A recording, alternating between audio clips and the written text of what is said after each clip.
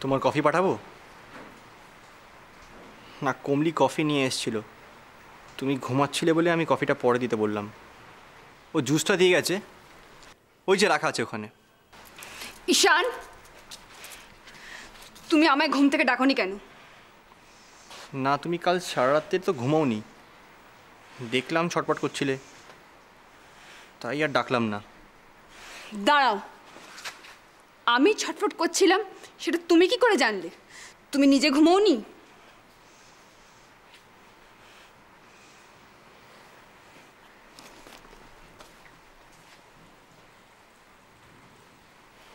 ললিতা, তোমার একটা কথা বলার ছিল, কিন্তু কথাটা তোমার রাখতে হবে।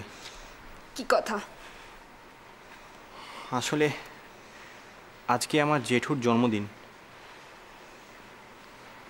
আজকের দিনে আমরা কেউ বড় মাকে বিরক্ত করি না।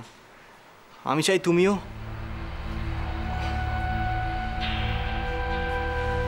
না, আমি বলতে চাইছি যে তুমি আজকে এমন কিছু বলো না বা এমন কোনো কাজ করো না যাতে বড় মা কষ্ট পাক আর বাড়িতে কোনো অশান্তি হোক।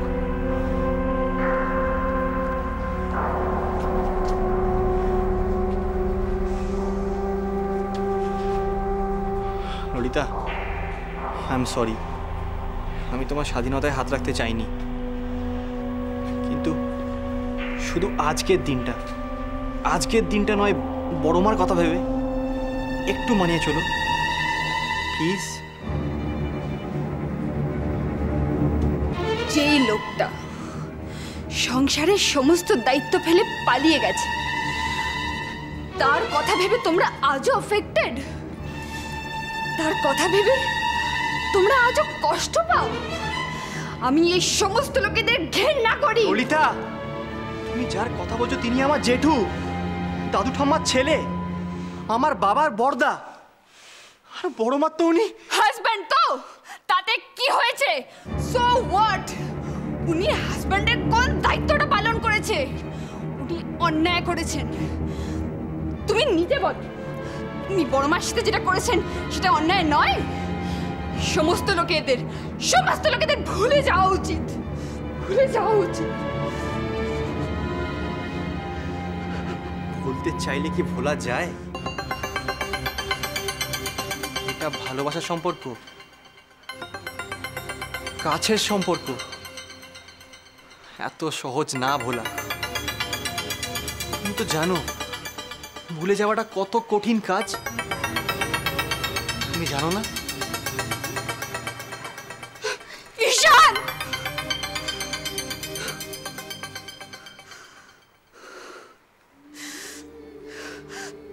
তোমার অফিসে দেরি হয়ে যাচ্ছে,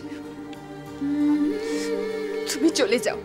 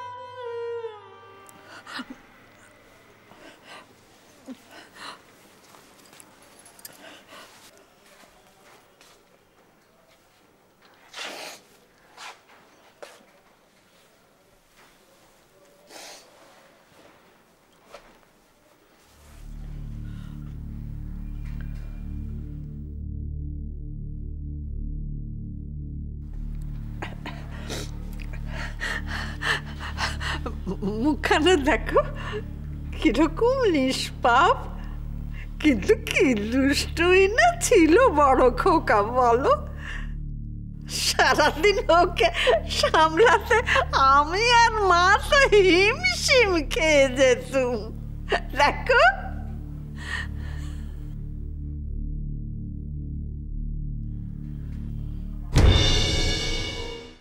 ছবিটাকে অন্য কোথাও রেখে দিও, এমন জায়গায় রাখো যাতে যাতে হাজার চেষ্টা করলে পরেও এটাকে আর খুঁজে না পাওয়া যায়।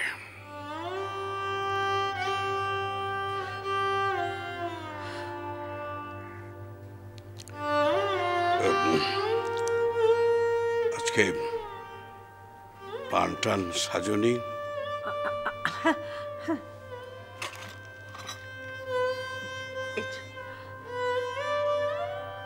যার কথা মনে হলে পরে শুধু কষ্টই পেতে হয়। বারবার তার কথা মনে করা কেন? কি লাভ? এরকম ছেলের মুখদর্শনের কথা মনে করাটাও কিন্তু মহাপাপ। বড় খোকাতে এমনটাও করতে পারে, আমাদের কি কোনো দোষ ছিল? আমরা কি ওকে ঠিক মতো মানুষ করতে পারিনি? কোনো ভুল করেছি? না না গিন্নি, না, একেবারেই নয়। অরূপ আর আলোককে আমরা তো একইভাবে মানুষ করেছি। কই, আলোক তো এরকম স্বার্থপর হয়নি। আর অরূপ,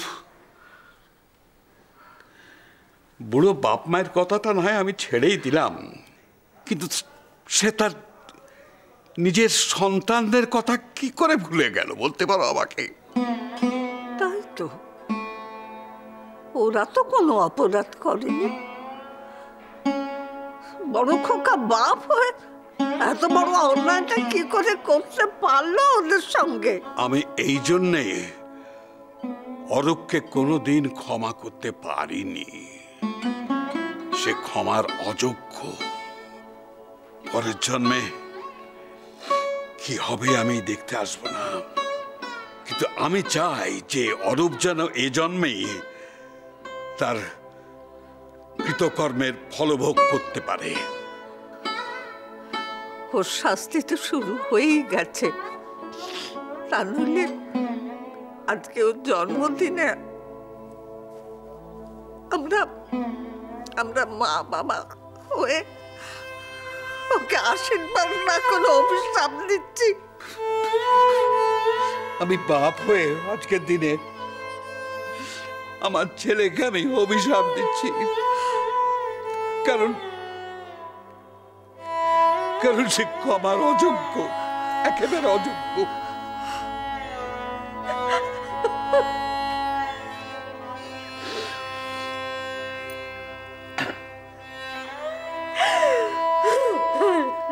আশ্চর্য, সেই সকাল থেকে তোমরা একই বিষয় নিয়ে কথা বলে যাচ্ছ, আর বড় বৌদি সে ওদিকে না শুচ্ছে না বসছে। সত্যি ছেলে মেয়ে না থাকার কষ্ট আছে জানো তো, তবু সেটা সহ্য করা যায়।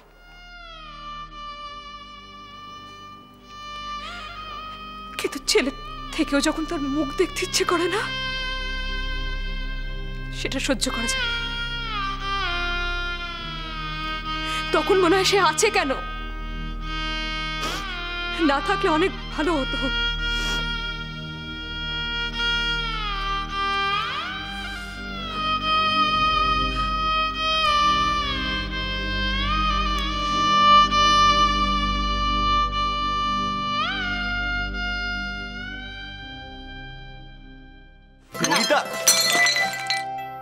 বাইরে দাদা, ছোড়দা, বৌদি সবাই রয়েছে।